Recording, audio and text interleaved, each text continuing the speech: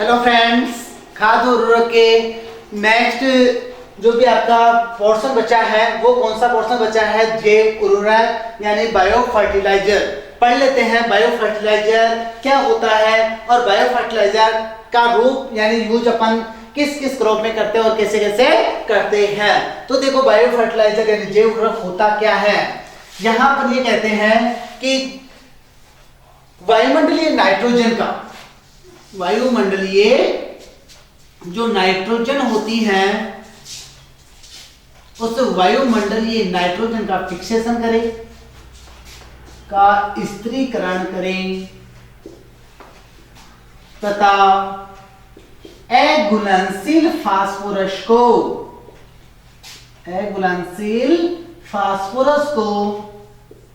घुलनशील अवस्था में बदलने का कार्य करें। उनको अपन क्या कहते हैं? जैव उर्वरक कहते हैं।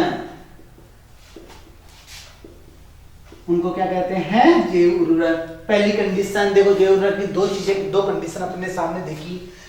नंबर 1, वायुमंडल में जो नाइट्रोजन है उसका फिक्सेशन करना यानी स्थिरीकरण करना। और जो दूसरा कंडीशन अपन ने देखी वो ये कंडीशन अपन ने देखी कि जो अपने अघुलनशील फास्फोरस थी, उस अघुलनशील फास्फोरस को क्या कर रहा है? घुलनशील फास्फोरस में बदलने का कार्य कर रहा है। ठीक है, फिर आ जाते हैं यहां अपन एक चीज पढ़ते हैं, बायो फर्टिलाइजर डेवलपमेंट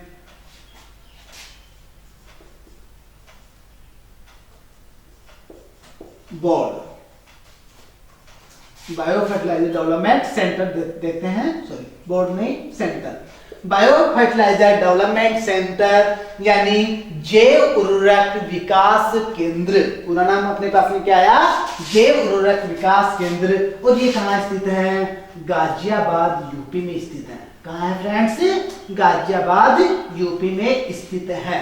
ठीक है, चलो इसके बाद देखते हैं अपने को क्या करना है। देखो, यहां दो चीजें अपने को देखनी थी, एक नाइट्रोजन वाले और दूसरे आपके फास्फोरस वाले। तो सबसे पहले यहां पर देखते हैं नाइट्रोजन युक्त जैव उर्वरक। अपने क्या देखा? नाइट्रोजन युक्त जैव उर्वरक। नाइट्रोजन युक्त जैव उर्वरकों को मतलब यानी वे जैव उर्वरक जो वायुमंडलीय नाइट्रोजन का क्या करते हैं? फिक्सेशन करते हैं। क्या करते हैं? फिक्सेशन करते हैं।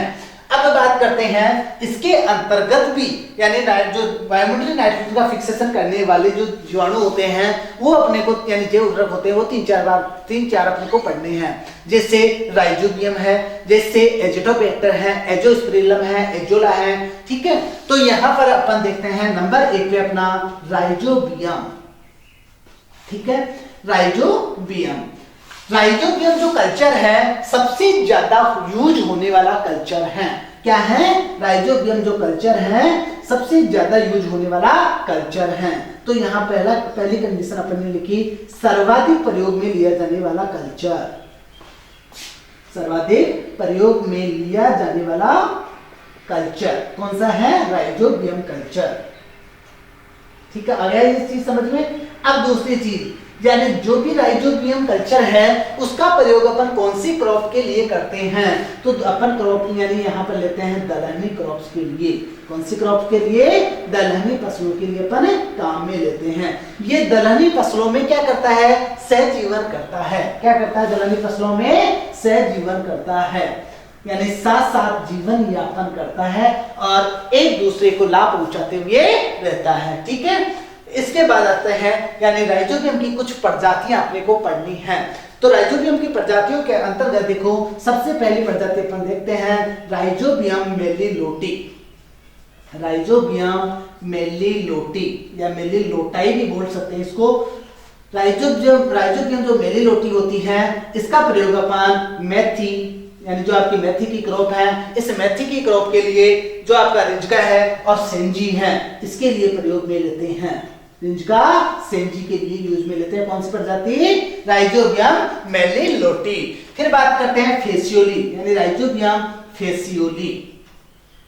जो आपके राइजोबियम फेसियोली है, इसका प्रयोग अपन किसके लिए करते हैं? सेम के लिए करते हैं। किसके लिए करते हैं? सेम के लिए करते हैं। फिर आता है राइजोबियम ट्राइफोलाई या ट्राइफोली। राइजोबियम ट्राइफोलाई या ट्राइफोली। और राइजोबियम जो ट्राइफोलाई है या फोली है, इसका यूज होता है बरसीम में। देखो बरसीम का जो बॉटनिकल नेम होता है वो क्या होता है? अपने अलेक्जेंड्रियम ट्राइफोलाई होता है। तो वहां पर अपन ने क्या कर दिया, यानी ट्राइफोली जो होता है वो बरसीम में काम में लिया जाता है। कहाँ काम में लिया जाता है? बरसीम में काम में लिया जाता है। फिर आता है राइजोबियम लेग्यूमिनेसियरम। कौन सी प्रजाति पढ़ रहे हैं फ्रेंड्स? राइजोबियम लेग्यूमिनेसियरम। और राइजोबियम जो लेग्यूमिनेसियरम है उसका प्रयोग अपन करते हैं मटर मसूर के लिए। किसके लिए करते हैं? मटर और मसूर के लिए अपन काम में लेते हैं। चलो इसके आगे देखते हैं और अपने जो भी प्रजातियां हैं उनको। फिर आता है राइजोबियम जपोनिकम। अपने प्रजाति का नाम देख रहे हैं अपने, राइजोबियम जपोनिकम। राइजोबियम जपोनिकम का प्रयोग करते हैं सोयाबीन के लिए। कौन सी क्रॉप? सोयाबीन। फिर नेक्स्ट आता है अपने पास में राइजोबियम लुपिनी। कौन सी प्रजाति आ रही है? राइजोबियम लुपिनी, जिसका प्रयोग किया जाता है लुपिन के लिए। यानी आपके क्रॉप जो आता है वो लुपिन। लुपिन के लिए अपन क्या करते हैं? राइजोबियम लुपिनी का प्रयोग करते हैं। और इसी के साथ बताते हैं अपन राइजोबियम स्पीसीज। राइजोबियम स्पीसीज, ठीक है। राइजोबियम जो स्पीसीज है आपके मटर मसूर के अलावा जो भी आपके दलहनी फसलें बची, जैसे मूंग है, मोठ है, चना है, ठीक है, इनमें अपने काम में लेते हैं। तो ये चीज आपके समझ में आ गई। एक बार वापस बता देता हूं, राइजोबियम जो होता है सर्वाधिक यूज में लिया जाने वाला कल्चर है। दूसरी चीज ये दलहनी फसलों में क्या करता है? सहजीवन करता है। फिर बात की अपन ने इसकी प्रजातियां पढ़ी। राइजोबियम मेलिलोटी इसका सेंजी के लिए काम में लेते हैं। राइजोबियम जो फेसियोली होता है सेम के लिए काम में लेते हैं। राइजोबियम ट्राइफोलाई होता है बरसीम के लिए। लेग्यूमिनेसियरम मटर मसूर के लिए। राइजोबियम जपोनिकम सोयाबीन के लिए। राइजोबियम लुपिनी लुपिन के लिए। और राइजोबियम स्पीसीज मूंग मोठ चना के लिए अपन काम में लेते हैं। फिर बात करते हैं नेक्स्ट, एक देखो यानी समूह दिया था एक वैज्ञानिक ने।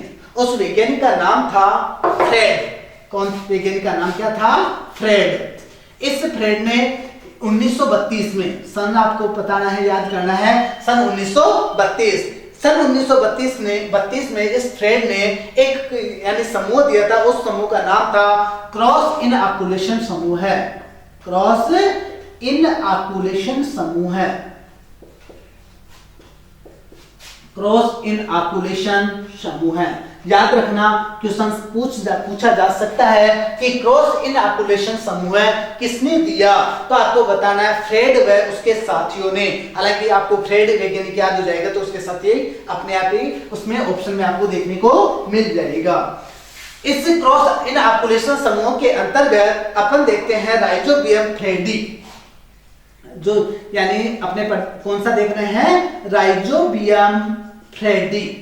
इस राइजोबियम फ्रेडी का प्रयोग करते हैं अपन किसमें? यानी सोयाबीन में करते हैं। अब सोयाबीन के लिए दो चीजें आ चुकी हैं, एक राइजोबियम जपोनिकम अपन ने देखा और दूसरा अपन ने देखा राइजोबियम फ्रेडी, ठीक है। फिर आता है ब्रोडी राइजोबियम एल्कानी, यानी अपन ने लिखा ब्रोडी राइजोबियम एल्कानी। इस ब्रोडी राइजोबियम एल्कानी का प्रयोग भी अपन कौन सी क्रॉप के लिए करते हैं? सोयाबीन के लिए ही करते हैं। और ये क्या करती है? धीमी गति करती है। यानी क्रॉप कौन सी आ गई? सोयाबीन। और सोयाबीन में क्या करती है? ये धीमी गति करती है, ठीक है। चलो, यानी अपन ने देखा ब्रोडी राइजोबियम एल्कानी। इसके बाद आता है Azorhizobium caulinodans. Azo rhizobium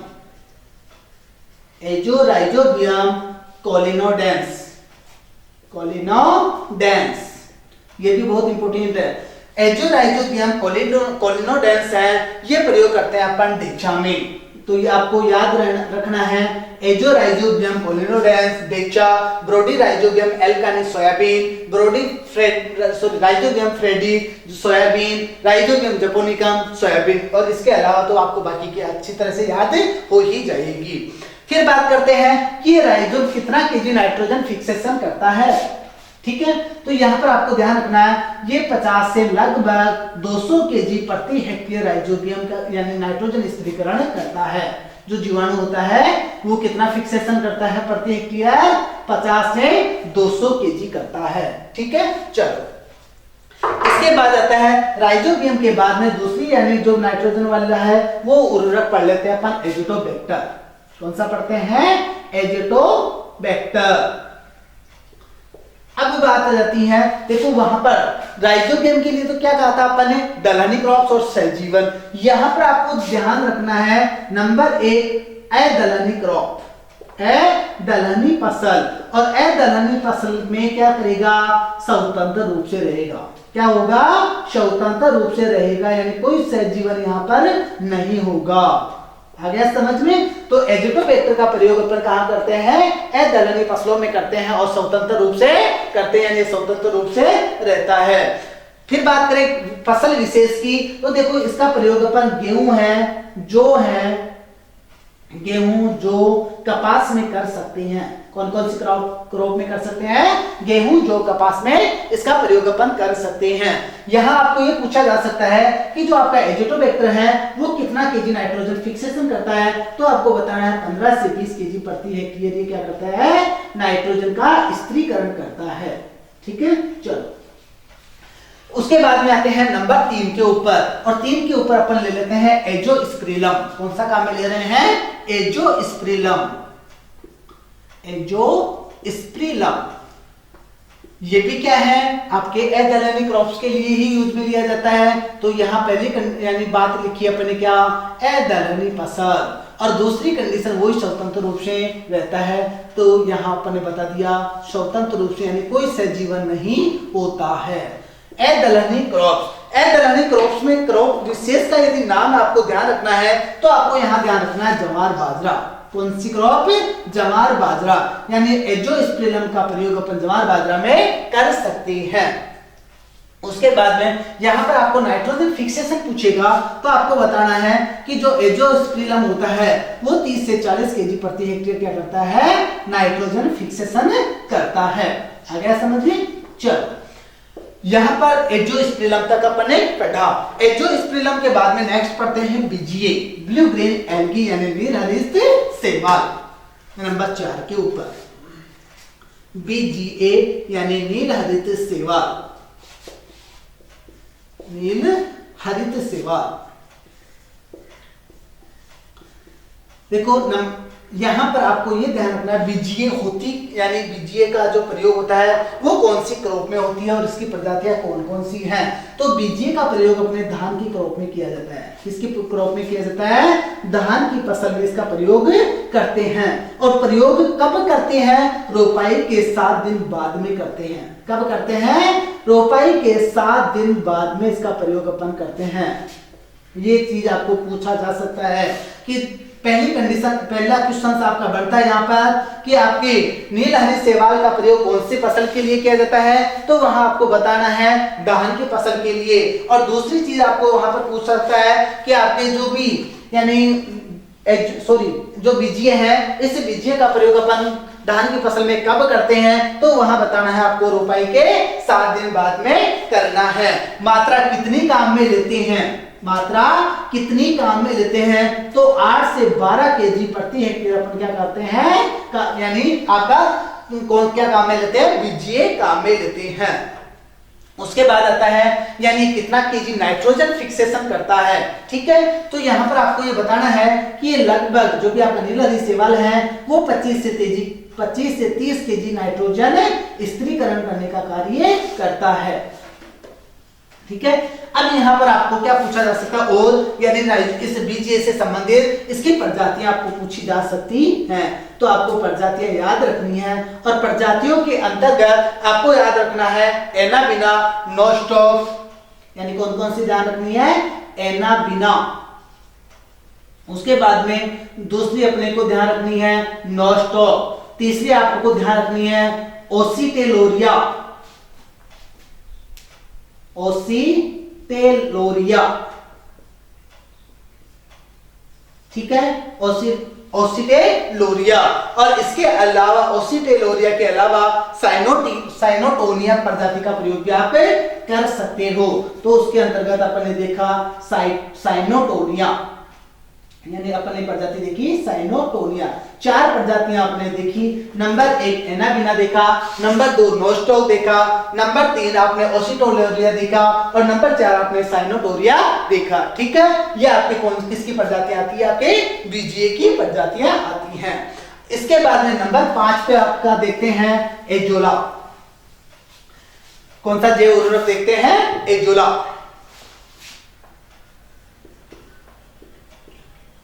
देखो सिंपल सा क्वेश्चन तो पहले यहां ये पूछ लिया जाता है कि एजोला क्या है।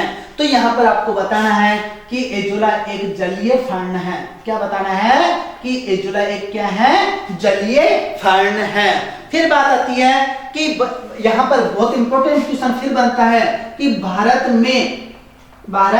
में एजोला की कौन सी प्रजाति प्रचलित है? तो भारत में एजोला की एजोला पिन्नाटा, कौन सी? एजोला पिन्नाटा प्रजाति प्रचलित है।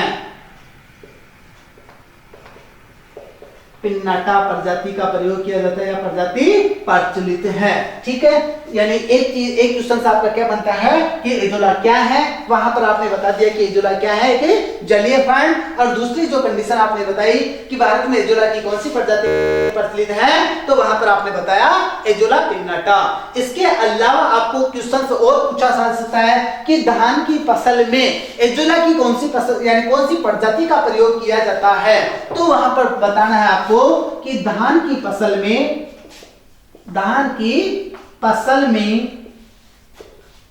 Azolla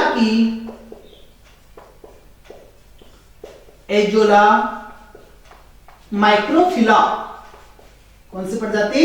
azolla माइक्रोफिला। ठीक है, यानी धान की फसल में एजोला की कौन सी प्रजाति? एजोला माइक्रोफिला। और इसके अलावा दूसरी इसी में दूसरी प्रजाति आती है एजोला कैरियोलियोना, यानी दूसरी प्रजाति का नाम है एजोला कैरिलियोना। ठीक है, तो आपको दो चीजें आपको यहाँ पर ध्यान रखनी है कि धान की क्रॉप में यानी कौन सी एजोला की कौन सी प्रजाति का प्रयोग करते हैं। तो एक तो एजोला माइक्रोफिला का प्रयोग किया जाता है और दूसरी आपकी आती है एजोला कैरिलियोना का प्रयोग किया जाता है। यहां बात करें कि ये प्रति हेक्टेयर कितना नाइट्रोजन फिक्सेशन करता है, यानी आपका जो एजोला है ये एजोला कितना केजी नाइट्रोजन फिक्सेशन करता है। तो आपको बताना है कि ये नॉर्मल 40 से 100 केजी नाइट्रोजन फिक्सेशन करता है। 40 से 100 केजी प्रति हेक्टेयर क्या करता है? नाइट्रोजन फिक्सेशन करता है।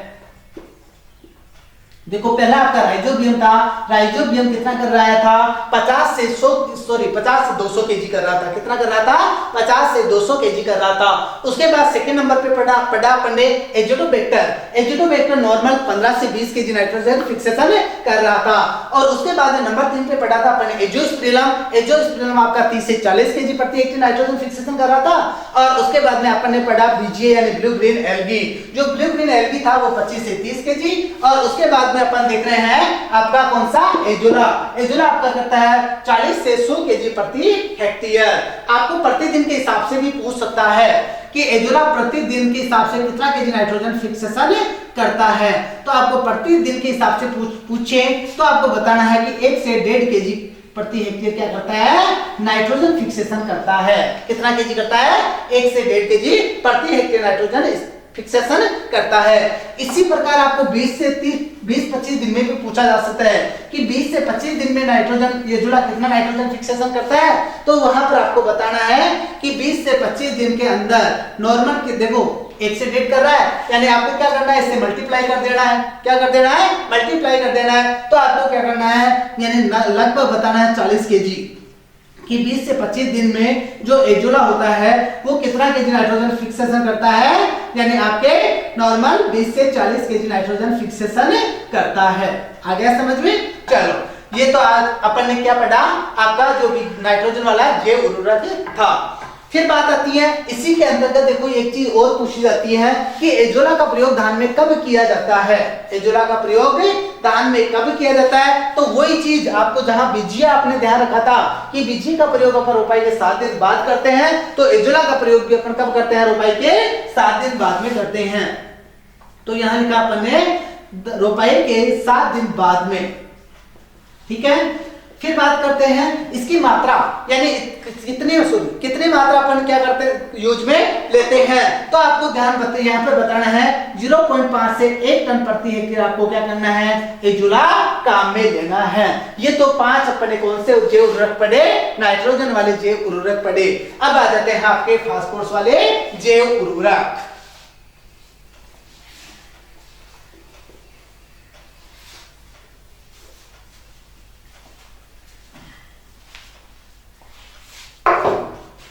फास्फोरस युक्त जैव उर्वरक, फास्फोरस युक्त जैव उर्वरक। नाइट्रोजन वाले क्या कर रहे थे, वायुमंडलीय नाइट्रोजन का फिक्सेशन कर रहे थे। फास्फोरस वाले क्या करेंगे, अघुलनशील फास्फोरस को किसमें चेंज करेंगे, घुलनशील फास्फोरस में। तो यहां पर अपन लिख देते हैं अघुलनशील फास्फोरस को घुलनशील फास्फोरस में बदलने का कार्य करते हैं। घुलनशील फास्फोरस में क्या करते हैं, बदलने का कार्य करते हैं। कौन, आपके फास्फोरस वाले जैव उर्वरक। फिर बात आते हैं यानी ये कितने प्रकार के होते हैं। तो ये भी जो आपका फास्फोरस वाला जैव उर्वरक है ये 2 प्रकार का होता है। एक होता है फास्फोरस गोलक, एक तो क्या होता है, फास्फोरस गोलक, और दूसरा होता है फास्फोरस अवशोषित।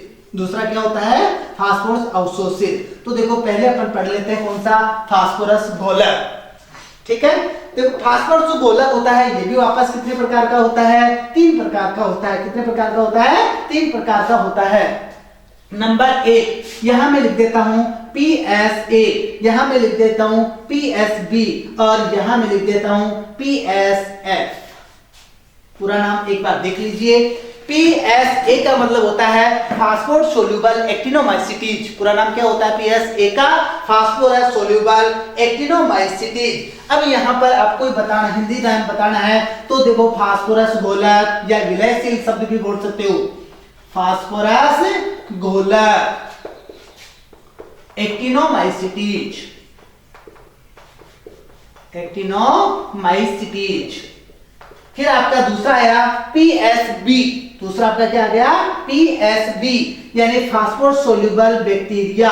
फास्फोरस सोल्यूबल बैक्टीरिया यानी यहां पर अपन ने देखा फास्फोरस गोलक जीवाणु, फास्फोरस गोलक जीवाणु। और उसके बाद में अपन ने देखा PSF यानी फास्फोरस सोल्यूबल फंगस, यानी यहां पर अपन ने देख लिया फास्फोरस गोलक फफूंद, फास्फोरस गोलक फफूंद। ये 3 चीजें अपन ने देखी।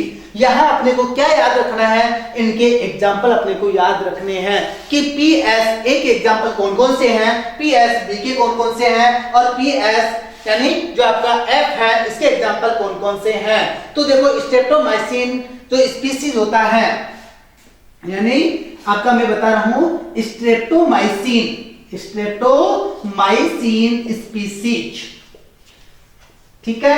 स्ट्रेप्टोमाइसिन स्पीसीज होता है वो किसका एग्जांपल होता है, PSA का एग्जांपल होता है। फिर नेक्स्ट अपन क्या देख रहे हैं, PSB। PSB के अंतर्गत देखो एग्जांपल देखते हैं बैसिलस मेगाथीरियम। पहला एग्जांपल अपन क्या देख रहे हैं, बैसिलस मेगाथीरियम। यानी बैसिलस क्या है, एक प्रकार का जीवाणु है, और अपन पढ़ क्या रहे हैं, जीवाणु ही पढ़ रहे हैं। तो पहला एग्जांपल अपन ने पढ़ा बैसिलस मेगाथीरियम। दूसरा एग्जांपल पढ़ते हैं अपन बैसिलस पोलीमिक्सा। दूसरा एग्जांपल अपन क्या पढ़ते हैं, बैसिलस पोलीमिक्सा, ठीक है। यानी बैसिलस पोलीमिक्सा भी आपका क्या है, एक प्रकार का जीवाणु है, यानी पीएसबी का एग्जाम्पल है। और इसी के अंतर्गत अपन तीसरा एग्जाम्पल देख लेते हैं, सुडोमोनास स्ट्राइटा।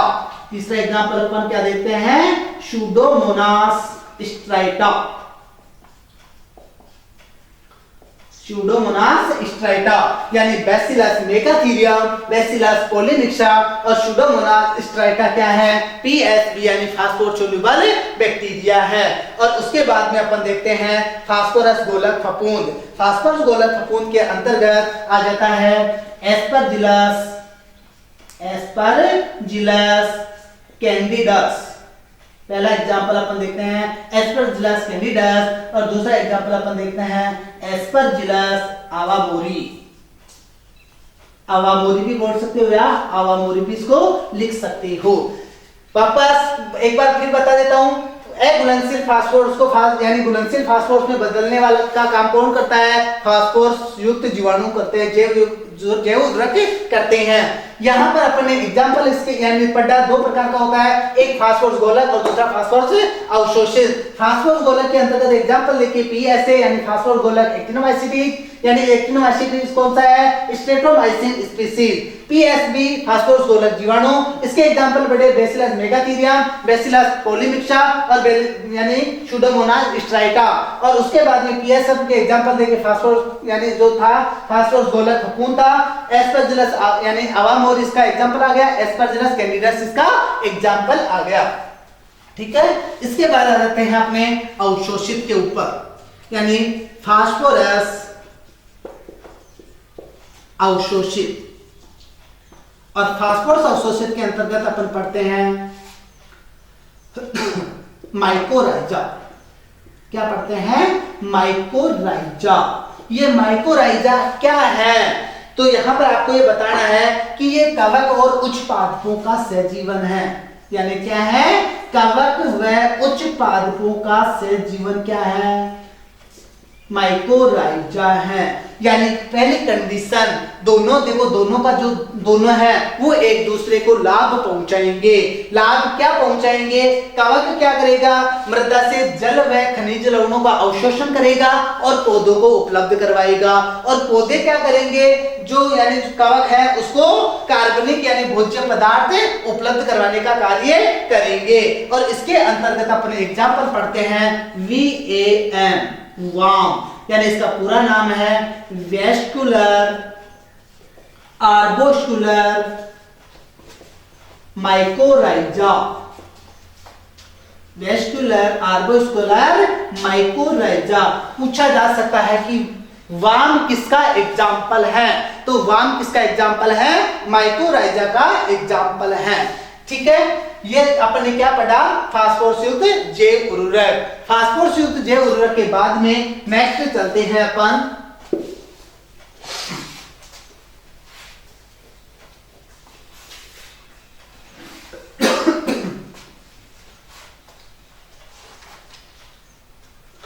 जैव उर्वरक प्रयोग करने की विधियां। क्या पढ़ लेते हैं, जैव उर्वरक प्रयोग करने की विधियां। जो भी आपने पढ़ा अभी तक, यानी आपने नाइट्रोजन वाले और फास्फोरस वाले पढ़े। देखो नाइट्रोजन वाले में number 1 rhizobium, number 2 Azospirillum, number 3 एजिडोबैक्टर। और उसके बाद में यहां पर एग्जांपल पढ़े पीएसबी, पीएसए और पीएसएफ। इनका अपन प्रयोग किसके रूप में करते हैं, सीड ट्रीटमेंट के रूप में करते हैं। और जो भी आपका एजोला था और बीजीए था उसको अपन क्या करते हैं, डायरेक्ट रूप में काम में लेते हैं। तो सबसे पहले जो इसकी विधि पढ़ रहे हैं वो विधि पढ़ रहे हैं बीज उपचार। क्या पढ़ रहे हैं, सीड ट्रीटमेंट यानी बीज उपचार पढ़ रहे हैं। देखो बीज उपचार यानी यहां पर आपको ये ध्यान रखना है, पहली कंडीशन राइजोबियम के लिए बता रहा हूं मैं। ठीक है, किसके लिए बता रहा हूं, राइजोबियम के लिए बता रहा हूं। राइजोबियम का जो कल्चर होता है उसका एक पैकेट जो कल्चर होता है राइजोबियम का, उस कल्चर का एक पैकेट कितने ग्राम का होता है, ये क्वेश्चन आपको पूछ सकता है। तो जो एक पैकेट होता है वो कितने ग्राम का होता है, 200 ग्राम का होता है। कितने ग्राम का होता है, 200 ग्राम का होता है। यहाँ पर दूसरी कंडीशन आपको ये ध्यान रखनी है कि 1 हेक्टेयर के लिए कितने पैकेट या कितने ग्राम की आवश्यकता होती है। तो आपको बताना है कि 1 हेक्टेयर के लिए 3 पैकेट या 600 ग्राम कल्चर की आवश्यकता होती है। कितने कल्चर की आवश्यकता होती है, 1 हेक्टेयर के लिए 3 पैकेट या 600 ग्राम कल्चर की अपने को आवश्यकता होती है। लेकिन आजकल क्या हो गया, यानी थोड़ा सा क्वेश्चन चेंज करके देने लग गए, और चेंज करके क्वेश्चन ये आता है कि 10 से 12 केजी बीजों को उपचारित करने के लिए कल्चर की मात्रा बताइए। 10 से 12 केजी बीजों को उपचारित करने के लिए कल्चर की मात्रा बताइए। तो आपको बताना है 10 से 12 केजी बीजों को उपचारित करने के लिए कितने ग्राम कल्चर की आवश्यकता होगी, 200 ग्राम कल्चर की आवश्यकता होगी। 3 क्वेश्चन आपने देखे अभी तक। कल्चर का एक पैकेट कितने ग्राम का, 200 ग्राम का। 1 हेक्टेयर के लिए कितने पैकेट, 3 पैकेट या 600 ग्राम। फिर बात आती है एक ही नया क्वेश्चन आजकल जो चेंज होकर आता है, वो मैंने आपको बता दिया कि 10 से 12 केजी बीजों को उपचारित करने के लिए 200 ग्राम कल्चर की आवश्यकता होती है। अब यहाँ बात आ जाती है कि अपने को ट्रीटमेंट कैसे करना है, यानी सीड को कैसे ट्रीट करना है। तो सीड को ट्रीट करने के लिए यहाँ पर अपने को 2 चीजों की आवश्यकता पड़ेगी अब, और वो चीजें अपने कौन कौन सी हैं, एक तो पानी, ठीक है, और दूसरी चीज अपने को गुड़ की आवश्यकता पड़ेगी। एक तो आपका पानी और दूसरी चीज आपको किसकी आवश्यकता पड़ेगी, गुड़ की आवश्यकता पड़ेगी। पानी अपने को नॉर्मल 1 से 2 लीटर आवश्यक होगा, और जो गुड़ होगा वो आपको 200 से 300 ग्राम आवश्यक होगा, ठीक है। अब करना क्या है, यहाँ पर कुछ यानी आपका जो पानी है उसको गर्म करने के लिए रखना है। उसमें आपको गुड़ डालना है, गुड़ का घोल बनाना है। क्या करना है, गुड़ का घोल बनाना है। गुड़ का घोल बनाकर आपको क्या करना है, उस गुड़ के घोल को ठंडा करना है। क्या करना है, गुड़ के घोल को ठंडा करना है, और उसके बाद में जो आपके पास कल्चर अवेलेबल है उस कल्चर को आप किसमें मिला दोगे, उस घोल में मिला दोगे, और अच्छी तरह से उसको मिला लोगे। उसके बाद में आप क्या करोगे, आपका जो पक्का फर्श है उस पक्के फर्श के ऊपर सीड को डालोगे, और सीड के ऊपर जो भी आपका कल्चर है उसको समान रूप से क्या कर दोगे, यानी बिखेर दोगे, और हाथों से आपको क्या करना है, उसको मिक्स कर देना है, सुखाना है, और क्या कर देना है, आपका बीज काम में लेना है, यानी उसको खेत में डालना है, ठीक है। ये आपके क्या हो गई, सीड ट्रीटमेंट की विधि हो गई। आ गया समझ में, चलो ये तो आपका ध्यान रखना है सीड ट्रीटमेंट में। इसके बाद में दूसरा जो प्रयोग करते हैं अपन यानी कल्चर का, वो कल्चर का प्रयोग अपन पौध उपचार में भी करते हैं। किसके लिए करते हैं, पौध उपचार के लिए भी करते हैं, यानी पौध को उपचार भी अपन क्या कर सकते हैं। पौध का मतलब अपन ने जिस फसल की नर्सरी तैयार की है, नर्सरी को अपन यानी नर्सरी का जो पौधा है उस नर्सरी के पौधे को अपन क्या कर सकते हैं, उपचारित कर सकते हैं। तो यहाँ पर आपको ध्यान रखना है जैव यानी पौध उपचार में आपके जैव उर्वरक की मात्रा, पौध उपचार में जैव उर्वरक की जो मात्रा है वो मात्रा रखी जाएगी कितनी, 4 केजी। कितने केजी रखी जाएगी, 4 केजी रखी जाएगी। इसके अलावा अपने को फिर 2 चीजों की एक चीज की आवश्यकता होगी, पानी की। तो पानी आपको नॉर्मल ध्यान रखना होगा, पानी की जो मात्रा होगी वो काम में लेंगे अपन 20 से 25 लीटर, यानी 20 से 25 लीटर पानी लिया अपन ने, उसमें 4 जो केजी जैव उर्वरक है यानी कल्चर है आपके पास में, उस कल्चर को मिलाया, और मिला के क्या करेंगे अपन, उसमें जो भी पौधे हैं अपने नर्सरी वाले, उन नर्सरी वाले पौधों को उसमें डाल देंगे। कितने समय के लिए, तो समय आपको बताना है 20 से 25 मिनट, यानी आपको पौध उपचार करने के लिए आपको जो कल्चर है उसमें उस पौध को कितने समय तक रखना है, 20 से 25 मिनट तक रखना है। इसकी तीसरी विधि आती है कंद उपचार। कौन सी लेते हैं, कंद उपचार। नेक्स्ट ले लेते हैं कंद उपचार, यानी जो कंद अपन कोई कुछ फसलें ऐसी होती हैं जिनका प्रयोग यानी जिनके बीज जो होता है वो कौन से रूप में काम में लेते हैं, कंद के रूप में काम में लेते हैं, तो वहां लेते हैं कंद उपचार। जैसे आलू का क्या बोलते हैं अपन, कंदी बोलते हैं। जैसे गन्ना होता है वो गन्ने का क्या बोलते हैं, टुकड़ा बोलते हैं, तो वो उसके लिए कंद हो जाता है। फिर बात करें अपन जैसे आपका लहसुन है, लहसुन की कलियां काम में लेते हैं, तो इनको ये क्या है, कंद है, इनको भी उपचारित अपने को करना है, तो ये आपका क्या आता है, कंद उपचार आता है। यहाँ इस कंद उपचार में आपके जो कल्चर की मात्रा होती है वो कल्चर की मात्रा रखी जाती है 1 kg। कितनी केजी रखी जाती है, 1 kg रखी जाती है। और जो पानी काम में लिया जाता है वो लिया जाता है 40 से 50 लीटर। कितना काम में लेते हैं, पानी की मात्रा 40 से 50 लीटर अपन काम में लेते हैं। यानी 40 से 50 लीटर में क्या करेंगे, जो पानी है उसमें क्या करेंगे अपन 1 kg कल्चर मिलाएंगे और उस कल्चर में अपन क्या करेंगे, यानी जो भी अपने फसलें हैं, जो सॉरी अपने कंद हैं, और कंद वाली फसलों के अंतर्गत आलू ले सकते हैं, गन्ना ले सकते हैं, लहसुन ले सकते हैं, उनको क्या कर देंगे, उसमें डुबो देंगे। ठीक है, कितने समय के लिए, 10 मिनट के लिए। तो यहाँ पर मैंने बता दिया कल्चर 1 kg, पानी 40 से 50 लीटर, और समय बता देता हूँ 10 मिनट के लिए आपको उसको उपचारित करना है।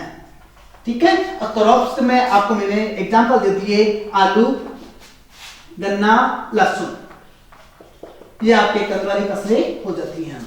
इसके बाद में नेक्स्ट जो उपचार है वो अपन किसके रूप में करते हैं, यानी मृदा उपचार के रूप में करते हैं। यानी मृदा का भी अपन मृदा को भी ट्रीट कर सकते हैं, मृदा को भी उपचारित कर सकते हैं। मृदा को उपचारित करने के लिए देखो 2 चीजों की आवश्यकता पड़ेगी। मृदा उपचार मृदा को उपचार करने के लिए एक तो अपने को कल्चर की आवश्यकता होगी, और दूसरी चीज या तो खाद बोल दो, यानी छनी हुई बिल्कुल बारीक जो खाद होगी आपकी वो खाद, या फिर आपको क्या करना है, मृदा काम में लेनी है, सूखी मृदा, बिल्कुल सूखी मृदा। यानी आप कल्चर के साथ में आप क्या करोगे, खाद काम में लोगे, बिल्कुल बारीक होनी चाहिए। दूसरी आपकी जो बारीक छनी हुई मृदा है वो आपकी होनी चाहिए। आप क्या करोगे, यानी 50 kg कंपोस्ट खाद ले लोगे, या जो भी आपका मृदा है वो ले लोगे, और उस 50 kg खाद या मृदा में आप यानी 5 kg जैव उर्वरक मिला दोगे। क्या कर दोगे, 5 kg जैव उर्वरक मिला दोगे, इसमें खाद व मृदा में कितने केजी में, 50 kg में, और मिला के अच्छी तरह से अपन क्या कर देंगे, अपने खेत में उसको छिटक देते हैं। ये होता है मृदा उपचार का तरीका। ठीक है, चलो ये तो जैव उर्वरक प्रयोग करने की अपन ने विधियां पढ़ दी। इसके बाद आते हैं नेक्स्ट अपन तरल जैव उर्वरक। आजकल क्या हो गया, देखो एग्रीकल्चर में टेक्नोलॉजी इतनी विकसित हो गई। पहले तो क्या होता था, जो उर्वरक आता था, जैव उर्वरक आता था, वो ठोस रूप में आपके आता था। लेकिन वर्तमान में क्या हो गया, टेक्नोलॉजी इतना विकसित हो गया कि भारत में तरल जैव उर्वरक भी प्रयोग में लिए जाने लगे हैं। तो वो तरल जैव उर्वरक कौन कौन से हैं, तो यहां देखते हैं तरल जैव उर्वरक।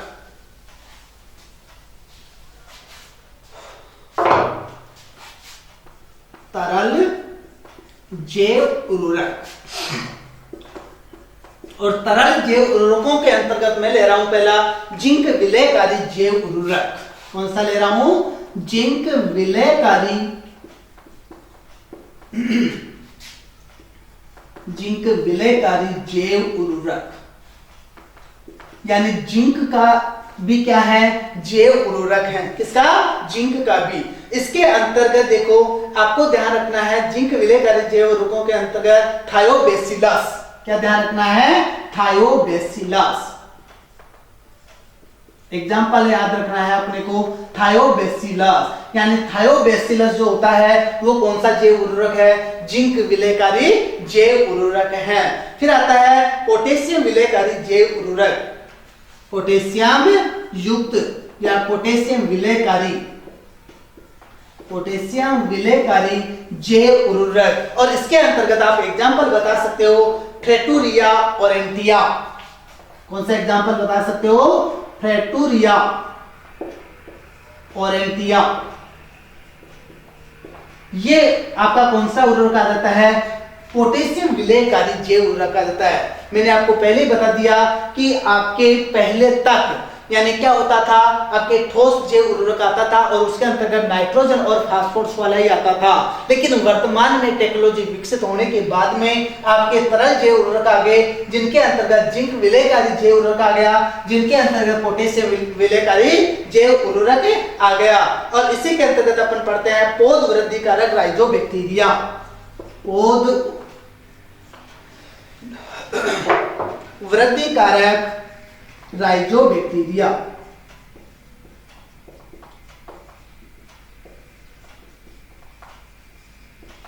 यानी पौध वृद्धि कारक राइजोबैक्टीरिया, और इसके अंतर्गत स्यूडोमोनास जीवाणु अपन काम में लेते हैं। तो याद रखना, यानी पौध वृद्धि राइजोबियम जो बैक्टीरिया होता है उसके अंतर्गत क्या काम में लेते हैं, स्यूडोमोनास स्पीशीज अपन काम में लेते हैं। ठीक है, फिर बात करते हैं नेक्स्ट, यानी नेक्स्ट के अंतर्गत अपन ले लेते हैं कंपोस्ट उत्प्रेरक, यानी जो आपके कंपोस्ट होती हैं उस कंपोस्ट में उत्प्रेरक का कार्य करते हैं, उनका भी अपन यूज करते हैं उर्वरकों जैव उर्वरकों के अंतर्गत। तो कंपोस्ट जैव उर्वरक कौन कौन से हैं, इसके अंतर्गत देखो, पहला पढ़ते हैं एस्परजिलस। क्या पढ़ते हैं, एस्परजिलस। दूसरा पढ़ते हैं ट्राइकोडर्मा। ट्राइकोडर्मा, एक होता है आपका ट्राइकोग्रामा और एक होता है आपका ट्राइकोडर्मा। ट्राइकोग्रामा होता है वो होता है अंड परजीवी कीट, और जो ट्राइकोडर्मा होता है वो होता है आपका यानी फफूंद एक प्रकार का। तो फफूंद का यानी फंगस बोल सकते हैं, फफूंद बोल सकते हैं। तो ये भी क्या करता है, यानी कंपोस्ट को उत्प्रेरक करने का कार्य करता है। ठीक है, चल इतना पढ़ने के बाद में अपने पास एक आता है FCO। FCO क्या है, पूरा नाम fertiliser control order. Fertiliser control order यानी उर्वरक नियंत्रण आदेश। उर्वरक नियंत्रण आदेश, और यह आदेश कब पारित हुआ था, कब लागू हुआ था, ये चीज आती है।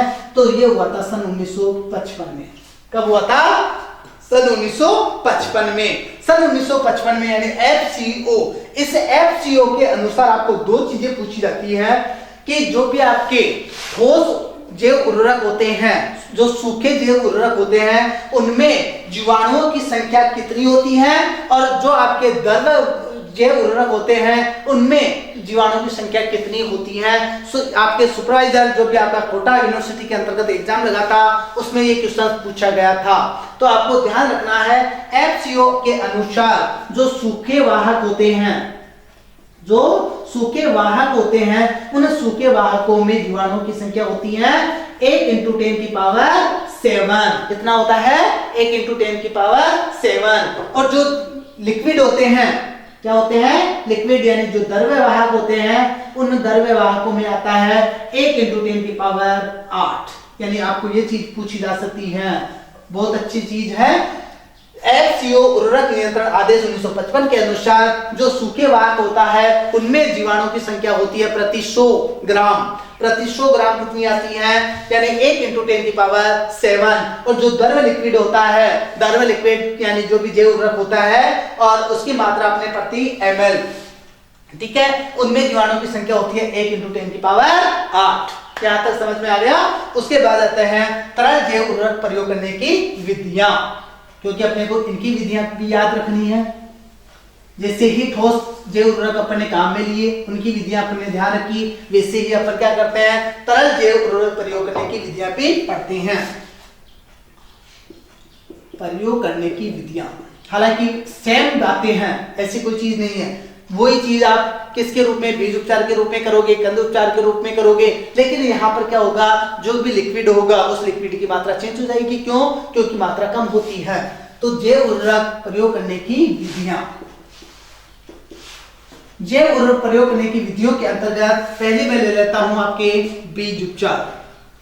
पहली विधि अपन कौन सी ले लेते हैं, बीज उपचार काम में ले लेते हैं। देखो बीज उपचार के लिए आपको यहां ध्यान रखना है, अपने को यदि 1 kg सीड को ट्रीट करना है, 1 kg बीज को उपचारित करना है, तो 1 kg बीज को उपचारित करने के लिए अपने को यानी जो तरल जैव उर्वरक है उसकी कितनी मात्रा आवश्यक होगी, तो आपको ध्यान रखना है 5 ml। कितनी ध्यान रखना है, 5 ml ध्यान रखना है।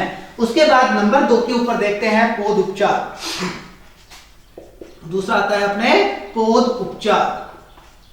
यहां पर आपको ध्यान रखना है, पौध उपचार के लिए यानी 1 लीटर आपको पानी लेना है। क्या लेना है? 1 लीटर आपने पानी लिया, उससे 1 लीटर पानी में आप कितना तरल जैव उर्वरक मिलाओगे, ये चीज भी बहुत इंपॉर्टेंट रहता है यहाँ पर। तो 1 लीटर पानी में आप नॉर्मल जो लिक्विड आपका तरल जैव उर्वरक होगा वो होगा 15 से 20 ml। कितना होगा? 15 से 20 ml, यानी 1 लीटर तरल उसमें पानी में 15 से 20 ml क्या करोगे? तरल आपका जैव उर्वरक मिलाओगे और उसको घोल लोगे और उसमें आप क्या कर दोगे? पौध को डाल दोगे। और उसके बाद नंबर 3 के ऊपर देखते हैं अपन मृदा उपचार। 3 के ऊपर क्या देखते हैं? मृदा उपचार देखते हैं। चलो मृदा उपचार, देखो मृदा को उपचारित करने के लिए वापस वही अपने को क्या काम में लेना होता है। मैंने आपको पहले ही बता दिया कि मृदा को उपचारित करने के लिए या तो आपको मृदा काम में लेनी होगी, सूखी मृदा, या वहां पर यानी काम में लेते हैं अपन खाद, गोबर की खाद। तो यहाँ पर आपको क्या करना है? 100 केजी सूखी मृदा लेनी है। कितनी लेनी है? 100 केजी सूखी मृदा लेनी है। और उस 100 केजी सूखी मृदा में आपको 250 ml क्या करना है? तरल जैव उर्वरक मिलाना है। और अच्छी तरह से मिलाकर क्या करना है? उसको 1 हेक्टेयर क्षेत्रफल में आप उसको समान रूप से छिटक दोगे। उसके बाद में आता है बूंद बूंद सिंचाई व फव्वारा विधि के द्वारा भी अपन क्या करते हैं? तरल जैव उर्वरकों का प्रयोग करते हैं। बूंद बूंद यानी ड्रिप इरिगेशन व फव्वारा विधि, बूंद बूंद व फव्वारा विधि के द्वारा भी अपन क्या करते हैं? तरल जैव उर्वरकों का प्रयोग करते हैं। यहाँ पर आपको ध्यान रखना है, यानी आपको 1 लीटर तरल जैव उर्वरक का प्रयोग करना है। कितना केजी? 100 litre, 1 litre. ये आपने पढ़ी, आपने तरल जैव उर्वरक प्रयोग करने की विधियां, और इसी के साथ में अपना जो खाद और उर्वरक है उसका चैप्टर कंप्लीट होता है। यदि कोई आपको परेशानी, कोई भी दिक्कत हो तो आप हमारे व्हाट्सएप नंबर और जो भी आप कमेंट्स के जरिए हमसे बात कर सकते हो। Thank you.